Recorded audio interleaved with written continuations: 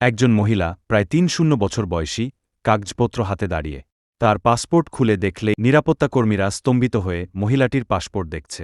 পাসপোর্টের পাতায় দেশের নাম ঠোরেন্দা লেখা। মহিলা নিজেই হাউমাউ করে কথা বলল, আমার দেশ হারিয়ে গেছে। কেউ আর আমাকে বিশ্বাস করে না। তবে আমাকে এক গুরুত্বপূর্ণ বার্তা পৌঁছে দিতে হবে। নিরাপত্তাকর্মীরা চরম বিভ্রান্ত।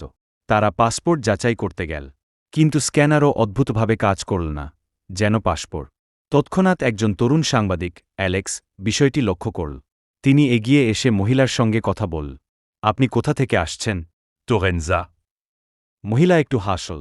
ঠোরেন্দা একসময় পৃথিবীর অংশ ছিল, কিন্তু একটি রহস্যময় ঘটনা ঘটে এবং আমাদের দেশ মানচিত্র থেকে বিলুপ। অ্যালেক্স তার হাতে থাকা নোটবুক খুলল। মহিলা তার চোখে চোখ রাখল আর একটি শব্দ উচ্চারিত করল, ডানদিকের চক্রটি ঘুরিয়ে দাও। হঠাৎ বিমানবন্দরের লাইট জ্বলে উঠল, পাসপোর্ট থেকে ছোট ছোট হালকা রশ্মি বের হতে লাগল।